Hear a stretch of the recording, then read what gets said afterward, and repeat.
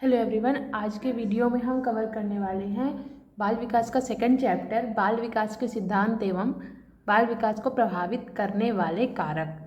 तो यहाँ पर बाल विकास के सिद्धांत जितने भी हैं उनको हम फर्स्ट पार्ट में कवर करेंगे और इसके सेकंड पार्ट में बाल विकास और वृद्धि को प्रभावित करने वाले कारकों के बारे में हम डिस्कशन करेंगे और उनकी का रिवीजन करेंगे। तो बाल विकास के सिद्धांत में सबसे पहला सिद्धांत आता है निरंतरता का सिद्धांत।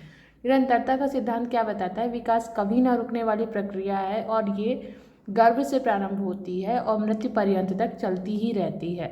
यानी कि जब बच्चा पैदा नहीं हुआ होता है उसके पहले से उसका विकास धीरे धीरे होने लगता है और जब तक उसकी मृत्यु नहीं हो जाती तब तक वह कुछ ना कुछ सीखता ही रहता है।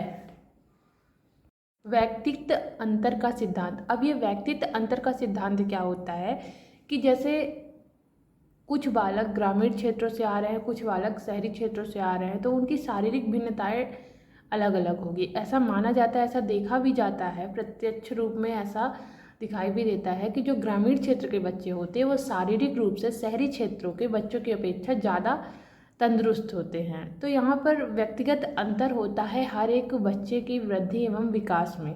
यही बताता है व्यक्तिगत अंतर का सिद्धांत। विकास क्रम की एकरूपता। ये जो विकास क्रम की एक रूपता है इसके नाम के अनुसार ही यह काम करता है कि विकास क्रम में जब एक जाति है, एक समय है, तो उसमें एक रूपता होती है। अब इसको समझने के लिए हम जैसे देखेंगे कि क्लास थर्ड का जो बच्चा है वो आउटडोर गेम्स खेलेगा तो, लेकिन उसके बहुत ज़्यादा वो रूल्स को फॉलो नहीं करेगा। वो बस दौड़ने में, खेलने में या कुछ अपने दोस्तों के साथ एक जगह से दूसरी जगह की ओर भागने में, छुपम छुपाई जैसे खेलों को खेलने में इंटरेस्टेड होगा। लेकिन वही जब क्लास थर्ड का स्टूडेंट क्लास 9th या 11th पे पहुंचेगा तो क्रिकेट, वॉलीबॉल या फिर इंडोर गेम्स, टेबल टेनिस, इन सभी को जब खेलेगा तो उसके रूल्स को भी फॉलो करेगा। और यदि कोई रूल्स फॉलो नहीं कर रहा है, कोई उतना एम्बिशियस होकर गेम में पार्टिसिपेट नहीं कर रहा है, तो वो उस पर्सन के साथ खेलने में उतना ज़्यादा इंटरेस्टेड नहीं होगा। यदि वो एक खेल में ध्यान देने वाला बच्चा है जिसे खेल उसकी एक हॉबी की तरह लग रहा है। तो विकास क्रम की एक रूपता बताता है कि एक सेम जाति और एक सेम समय में जो विकास होता है उसमें किसी न किसी रूप से एक रूपता पाई जाएगी। जैसे क्लास थर्ड के बच्चों में किसी न किसी चीज़ को लेकर के एक रूपता पाई जाएगी, उसी प्रकार से क्लास 9th के बच्चों में भलाई वो किसी भी क्षेत्र से आ रहे हों, उनमें कितना व्यक्तिगत अंतर है, लेकिन कुछ कुछ चीज़ों को लेकर के उनमें एक रूपता पाई जाएगी, यह सामान्य बात है। फिर हमारा नेक्स्ट सिद्धांत है वृद्धि एवं विकास की गति जो होती है हर एक बच्चे में एक सी नहीं होती। तो इसको एज अ सिद्धांत नहीं मान करके जहाँ से मैंने नोट्स बनाया उसमें ऐसे ही लिखा हुआ है, लेकिन ये एक कॉमन सा फिनोमिना है कि कुछ बच्चे जल्दी मेंटली एबिलिटी को अपने अंदर ग्रहण कर लेते हैं, कुछ बच्चे उतना जल्दी गणित की संक्रियाओं को सीख नहीं पाते हैं। तो स्वाभाविक सी बात है, कुछ बच्चे कम उम्र में ही बड़े दिखने लगते हैं, कुछ बच्चों का मानसिक विकास तो तेज़ी से हो जाता है लेकिन उनकी वृद्धि कुछ समय के पश्चात होती है, या फिर उनके साथ के जो बच्चे हैं वो जल्दी ही बड़े दिखने लगते हैं, लेकिन वो बच्चे कुछ 1-2 साल के अंतर के बाद उनमें शारीरिक वृद्धि होती है। तो कुछ इस तरीके से वृद्धि एवं विकास की जो गति है वो एक सी नहीं होती है, हर एक बच्चे में अलग अलग होती है। सामान्य से विशेष तो जो विकास है वो किस तरीके में होता है, वो सामान्य से विशेष की ओर चलता है। यदि इसे देखा जाए तो ये किस तरीके से हो सकता है कि सामान्य कोई जो बच्चा है वो सामान्य संक्रियाओं को जब पैदा होता है तभी सीखने लगता है, लेकिन हाथ हिलाना तो वो सीख लिया है, हाथों की उंगलियों को अलग से हिलाना सीख लिया, लेकिन वो यदि गिटार बजाना चाहता है तो उसको एक विशेष क्रिया को सीखना होगा, उसको अपने हाथों पे कंट्रोल रखना होगा, उंगलियों पे कंट्रोल करना होगा। तो ये क्या है, ये एक सामान्य प्रक्रिया थी उंगलियों को चलाना, लेकिन उस उंगलियों को चलाने को एक विशेष रूप से संगठित किया एक बच्चे ने और फिर उसके बाद उसने गिटार बजाने की प्रक्रिया को सीखा। तो विकास की जो प्रक्रिया है वो कैसे चलती है, सामान्य से विशेष की ओर। फिर आता है विकास तो हो रहा है लेकिन इसका एक दूसरे से संबंध भी है। तो परस्पर संबंध का सिद्धांत है ना। जैसे कि बच्चे ने उंगलियां चलाना तो सीख ली, हाथ पैर पटकना तो सीख लिया, लेकिन वो अब हाथ पैर पटकने के साथ अपने पैरों पे संतुलन करना भी सीखेगा जैसे जैसे उसकी उम्र बढ़ेगी। तो परस्पर संबंध होता है, जब बच्चा 3rd क्लास में होगा वो बॉल को देख करके कुछ दूसरे तरीके से सोचेगा, उसे पकड़ने की कोशिश करेगा। जब बच्चा 6th क्लास में पहुंच जाएगा तो ये सोचेगा मेरे पास ये बॉल तो है, मुझे दूसरी बॉल चाहिए। तो विकास के सभी आयाम, फिर चाहे वो शारीरिक हो, सामाजिक हो, वो एक दूसरे से संबंधित होती है, एक दूसरे पे परस्पर निर्भर भी होते हैं। क्योंकि यदि किसी बच्चे का शारीरिक विकास बहुत अच्छे से नहीं हो रहा है तो उसके मानसिक विकास में भी बाधा आ सकती है। फिर आता है एकीकरण का सिद्धांत। एकीकरण का सिद्धांत क्या कहता है कि विकास की जो प्रक्रिया होती है वो एकीकरण के सिद्धांत का पालन करती है। ठीक है, करती है, लेकिन ये कैसे करती है? ये कुछ इस तरीके से एकीकरण के सिद्धांत का पालन करती है कि जो बच्चा छोटा होता है तो पहले पूरे अंग को चला रहा है, फिर अंग के कुछ भागों को चलाना सीखता है, इसके बाद वह इन भागों का एकीकरण करना सीखता है। जैसे छोटा बच्चा यदि रो रहा है तो हाथ पैर सब हिला रहा है, लेकिन जब वही बच्चा थोड़ा बड़ा हो गया, उसमें थोड़ी समझ विकसित हो गई, तब उसने क्या किया कि पैरों को पूरी तरीके से वो नहीं पटक रहा है, बस हाथ हिला रहा है और अपने गर्दन को उस ओर कर दिया है जिस ओर उसकी माँ है या फिर उसके परिवार के लोग हैं। यानी वो अपने गर्दन पे अब उसका कंट्रोल हो गया, वो अपना गर्दन इधर उधर हिला सक रहा है। तो पहले क्या था, वो गर्दन भी हिला रहा था, हाथ भी हिला रहा था, पैर भी हिला रहा था, लेकिन अब उसे धीरे धीरे पता चलते जा रहा है कि किस ओर मेरे परिवार के लोग हैं, किस ओर देखने पर मुझे खाना मिलेगा, किस ओर देखने पर मुझे मेरे पास लोग आएंगे और मुझे यहाँ से उठा करके ले जाएंगे। तो विकास की प्रक्रिया क्या कर रही है, एक एकीकरण को फॉलो कर रही है। पहले सब कुछ हमको यूज़ करना सीखना है, हर एक मांसपेशियों का उपयोग सीखना है, फिर उस मांसपेशियों के हर एक भाग का उपयोग नहीं करना है, कुछ कुछ भागों का यूज़ करना है। तो पहले सब कुछ सीख लेता है बच्चा, हाथ पैर हिलाना, फिर उसके बाद कब हाथ हिलाना है, कब पैर हिलाना है, इन सारी चीज़ों में उसका कंट्रोल होते जाता है। फिर हमारा नेक्स्ट सिद्धांत है विकास की भविष्यवाणी की जा सकती है। जनरल सी बात है, यदि कोई बच्चा बहुत अच्छा पढ़ने में तो उसको पहले से कह देती है कि IAS बन जाएगा, लेकिन कोई ज़रूरी नहीं है।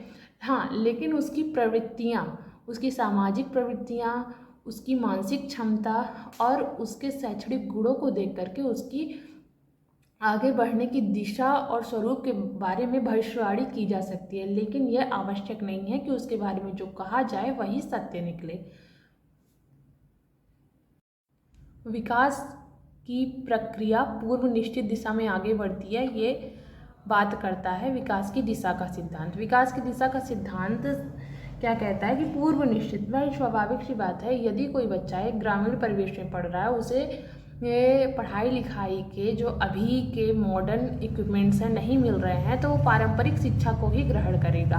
तो उसकी प्रक्रिया किस तरीके से होगी, उसकी शैक्षणिक जो जानकारी होगी वो किस वे में होगी, एक पारंपरिक वे में होगी, यानी ओरल उसको एजुकेशन मिलेगी, वो ओरली ही चीज़ों को करना सीखेगा और उसी तरीके से अपना जीवन यापन करेगा। लेकिन कोई बच्चा शहरी क्षेत्र में रह रहा है तो उसे मॉडर्न इक्विपमेंट्स भी मिल रहे हैं, तो वो उस तरीके से चीज़ों को सीखने की कोशिश करेगा, कुछ नए नए एक्सपेरिमेंट भी करेगा और फिर वो एक दिशा में आगे बढ़ेगा अपने आगे के जीवन के लिए। जो विकास की दिशा होती है वो वंशानुगत एवं वातावरण कारकों के कारण प्रभावित होती है। जैसे वंशानुगत, अब किसी के माता पिता बहुत अच्छी बुद्धि वाले हैं तो उनका बच्चा भी, स्वाभाविक बात है कि उनके बच्चों की बुद्धि भी तेज ही होगी, वो किसी चीज़ को समझने में अन्य बच्चों की अपेक्षा ज़्यादा एक्टिव होंगे। और वातावरण, अब माता पिता का स्वभाव अच्छा है, माता पिता की बुद्धि अच्छी है, लेकिन वो एक ऐसे वातावरण में रह रहे हैं जहाँ हमेशा हल्ला होता रह रहा है या फिर लड़ाई झगड़े होते रह रहे हैं, तो ये क्या होगा, ये बच्चे पे गलत असर डालेगा और बच्चे के मानसिक विकास को अवरोधित करेगा। और ऐसा भी हो सकता है कि बच्चे ने जो माता पिता से जो बुद्धि पाई है उसका सदुपयोग की जगह वो दुरुपयोग करने लगे और अपने वातावरण से कुछ ज़्यादा ही प्रभावित हो जाए। तो विकास की दिशा का सिद्धांत क्या बताता है कि विकास की प्रक्रिया पूर्व निश्चित होती है, जैसा उसको वातावरण मिलेगा, जैसा उसका वंशानुक्रम होगा, उसी अनुसार वो आगे बढ़ेगा। हाँ, वो मेहनत करके इसे और आगे अच्छे से इम्प्रूव कर सकता है। जैसे कि एक किसान का बेटा आईएएस बन जाता है, लेकिन कोई ज़रूरी नहीं है कि आईएएस का बेटा आईएएस ही बने। जैसा कि अभी बताया कि इसकी दिशा प्रभावित होती है 2 कारणों से। वो कौन कौन से कारक हैं? वातावरणीय कारक और वंशानुगत कारक। विकास की दिशा इन दोनों से प्रभावित हो सकती है। अब 10वां सिद्धांत क्या बोलता है? विकास लंबवत ना होकर के वर्तुलाकार होता है। वर्तुलाकार का मतलब क्या होता है कि ये सीधे नहीं हो रहा है विकास। एक बच्चा सीधे ही बढ़ना नहीं सीख रहा है। यदि वो बढ़ रहा है तो एक टाइम तक थोड़ा ज़्यादा लंबा होगा, फिर 9th 10th में जो लड़के हैं उनकी लंबाई अचानक से ज़्यादा जल्दी बढ़ती है, और जो लड़कियां हैं उनकी लंबाई उतनी ज़्यादा बढ़ती नहीं है जब 9th 10th में लड़कियां पहुंचती हैं। तो क्या हो रहा है? ये तो लंबाई की बात हो गई, यानी मात्रात्मक विकास। अब मात्रात्मक विकास मैंने पिछली वीडियो में बताया। मात्रात्मक विकास क्या होता है? जहाँ हम अपने शरीर में होने वाले गुणों को एक न्यूमेरिक वैल्यू दे सके, जैसे कि लंबाई, भार इत्यादि। तो वर्तुलाकार हो रहा है मतलब सीधा एक बच्चा ऐसा नहीं है कि बच्चा पैदा हुआ है तो वो बहुत तीक्ष्ण बुद्धि वाला है तो वो हमेशा ही तीक्ष्ण रहा है। कई बार बच्चे 7th 8th तक बहुत स्ट्रांग रहते हैं, उसके बाद वो उतना स्ट्रांग नहीं रह पाते अपनी स्टडीज़ में। कई बच्चे 7th 8th तक बहुत ज़्यादा स्ट्रांग नहीं रहते, लेकिन 9th 10th या फिर 11th 12th में वो बहुत अच्छा स्कोर कर जाते हैं। तो यहाँ पर क्या हो रहा है कि विकास तो होगा हर एक चरण में, हर एक जीवन के चरण में विकास होगा, लेकिन विकास थोड़ा होगा, फिर उसके बाद बच्चा थोड़ा सा स्थायित्व को प्राप्त करेगा और पीछे रुकेगा, और फिर धीरे से आगे बढ़ करके अपने विकास की अगली प्रक्रिया को वो चलाता रहेगा। तो इस तरीके से विकास को वो स्थायी करता है। उसने जो अभी तक सीखा है उसको वो थोड़ा सा रुक करके, पीछे हट करके परिपक्व और स्थायी बनाते हुए आगे बढ़ता है और आगे नई नई चीज़ों को ग्रहण करता है। इसलिए कहा गया है कि विकास लंबवत ना होकर के वर्तुलाकार होता है। फिर हमारा अंतिम सिद्धांत है वृद्धि और विकास की क्रिया वंशानुक्रम और वातावरण का संयुक्त परिणाम है। तो वृद्धि और विकास की क्रिया वंशानुक्रम और वातावरण का संयुक्त परिणाम है, जो कि हमने अभी अपने 9th वाले से सीखा। 9th वाला क्या था? विकास की दिशा का सिद्धांत। विकास की दिशा पूर्व निश्चित होती है। प्रभावित किससे होती है? वातावरणीय कारक और वंशानुगत कारक। और वृद्धि किससे प्रभावित होगी? वंशानुगत कारक से तो प्रभावित होगी ही, लेकिन वह वातावरण से भी प्रभावित होगी। कोई बच्चा ऐसा है जिसके माता पिता शारीरिक रूप से बहुत ही अच्छी हेल्थ वाले हैं, लेकिन यदि बच्चे को ऐसे वातावरण में रखा जा रहा है जो कि जहाँ बहुत ज़्यादा पॉल्यूशन है, तो वहाँ पर उसकी जो शारीरिक वृद्धि है उस पर निगेटिव असर पड़ेगा। और विकास जो उसका मानसिक विकास है या सामाजिक विकास है, अब बहुत ज़्यादा पॉल्यूशन होगा तो बच्चा बहुत ज़्यादा बाहर भी नहीं निकलेगा, तो इस तरीके से क्या हुआ, उसका सामाजिक विकास भी अवरुद्ध हो सकता है। तो वृद्धि और विकास ये दोनों किससे प्रभावित होते हैं? वंशानुक्रम से प्रभावित होते हैं और वातावरण से। और ये किसकी वृद्धि कितनी अच्छी होगी और किसका विकास कितना अच्छा होगा, या फिर कोई व्यक्ति कितना अच्छा शारीरिक और मानसिक रूप और सामाजिक रूप से है, ये किस बेस पर क्लियर किया जा सकता है, किस बेस पर कहा जा सकता है? ये कहा जा सकता है कि उसका वंशानुगत और उसके जन्म के बाद उसके वातावरणीय कारक कैसे रहेंगे। यदि उसका वंशानुगत कारक और वातावरणीय कारक दोनों ही बहुत अच्छे रहे हैं तो वह बच्चा बहुत अच्छा नागरिक बन करके निकलेगा। तो इसका जो नेक्स्ट पार्ट है वो हम कवर करेंगे सेकंड वीडियो में, जिसमें हम कवर करेंगे वृद्धि व विकास को प्रभावित करने वाले कारक। और बाल विकास से संबंधित यदि कोई अन्य महत्वपूर्ण सिद्धांत होंगे तो हम उसको अलग से वीडियो में कवर करेंगे। Thank you.